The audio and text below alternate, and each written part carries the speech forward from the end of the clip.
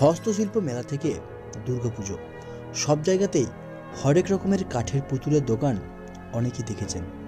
পেঁচা থেকে শুরু করে রাধাকৃষ্ণ, হরেক রকমের জিনিস তৈরি করে পসরা সাজিয়ে বসেন তারা। কিন্তু জানেন কি কোথায় তৈরি হয় এসব কাঠের পুতুল? এরকমই একটা গ্রাম হলো পূর্ব বর্ধমানের পুতুল গ্রাম। দৈনন্দিন গতানুগতিক রুটিনে হাঁপিয়ে ওঠা মন মাঝে মাঝে যেতে চায় চেনা বৃত্তের বাইরে।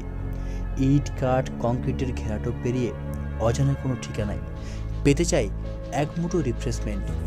আর সেই এক মুঠো রিফ্রেশমেন্টের খোঁজ মিলতে পারে পূর্ব বর্ধমান জেলার এই পুতুল গ্রামে। এই গ্রামের একটা পোশাকি নাম আছে, নতুন গ্রাম। তবে সেই পোশাকি নাম ছাপিয়ে কাটোয়া সাব ডিভিশনের অন্তর্গত এই জনপদ আজ সকলের কাছে অধিক পরিচিত হয়ে উঠেছে পুতুল গ্রাম নামে। তার কারণ অবশ্য এই গ্রামেই তৈরি বিখ্যাত কাঠ পুতুল শিল্প। নদিয়া জেলার কৃষ্ণনগরের ঘূর্ণির খ্যাতি যেমন তার মাটির পুতুলের জন্য, তেমনি পূর্ব বর্ধমান জেলার এই নতুন গ্রাম বা পুতুল গ্রামের খ্যাতি তার বিখ্যাত কাঠ পুতুলের জন্য। হাওড়া বা শিয়ালদা থেকে কাটোয়াগামী লোকালে চড়ে অগ্রদ্বীপ স্টেশনে নেবে সেখান থেকে টোটো বা রিক্সা ধরে অথবা হাঁটা পথেই পৌঁছে যাওয়া যায় এই পুতুল গ্রামে। অনুপম প্রাকৃতিক সৌন্দর্যে ঘেরা এই গ্রাম যেন শিল্পীর নিপুণ হাতে গড়া একখানে সুন্দর পোর্ট্রেট। গ্রামে বসবাসকারী প্রায় 40 ঘর পরিবারই যুক্ত কাঠ পুতুল তৈরি শিল্পের সাথে। এই শিল্প তাদের প্রধান জীবিকাও বলা যেতে পারে। প্রায় 4 প্রজন্ম ধরে নতুন গ্রামের অধিবাসীরা করে আসছেন পুতুল তৈরির কাজ। শোনা যায় বর্ধমানের রাজার অনুগ্রহে তাদের পূর্বপুরুষেরা জীবন শুরু করেছিলেন পাথর খোদাই শিল্পী হিসেবে, কিন্তু পরবর্তীকালে সেই কাজের অপ্রতুলতা হেতু তারা বেছে নেন এই কাঠ শিল্পের কাজ। সেই প্রবাহমান ধারাকেই আজও বহন করে নিয়ে চলেছেন গ্রামের বর্তমান শিল্পীরা। প্রথমে কাঠ কেটে তাকে রোদে শুকিয়ে পরে তা চেরাই করে বাটালি ও হাতুড়ির নিপুণ ব্যবহারে এবং শিল্পী শৈল্পিক ছোঁয়ায় রূপদান করা হয় এক একটি অবয়বে। কখনো রাধাকৃষ্ণ, শিব দুর্গা অথবা জগন্নাথ, বা রাজারানী বা গোলাকার চক্ষু বিশিষ্ট পেঁচা, যার খ্যাতি জগৎ জোড়া। জানা যায় যে কাঠ চেরাই থেকে খোদাই করে অবয়ব দান অবধি এই কাজটি করে থাকেন মূলত তাদের পরিবারের পুরুষেরা।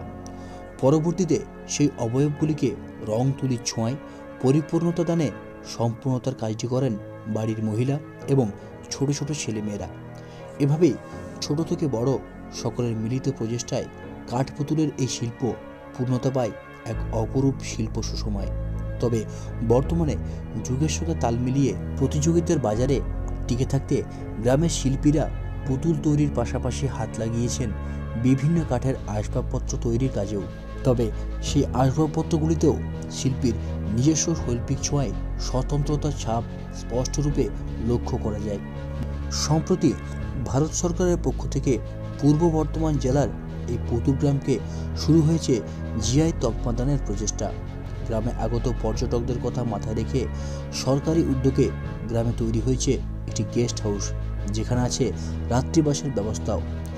বাংলার প্রাচীন শিল্পগুলি যখন একে একে প্রায় অবলুপ্তির পথে, তখন পুতুল গ্রামের অধিবাসীরা প্রাচীন এই কাঠপুতুল শিল্পকে বাঁচিয়ে রেখেছেন আজও নিরন্তর নিরলস প্রচেষ্টায় জীবন আর শিল্পের তাগিদে। আর এইসব শিল্পীদের আমাদের ইউটিউব চ্যানেলের পক্ষ থেকে জানাই কুর্নিশ। ভিডিওটি ভালো লেগে থাকলে অবশ্যই লাইক, কমেন্ট এবং শেয়ার করুন। এছাড়া এরকম আরও ভিডিও পেতে এবং আমাদের ইউটিউব চ্যানেলটিকে আরও এগিয়ে নিয়ে যেতে সাবস্ক্রাইব করুন কিছু কথা ইউটিউব চ্যানেল।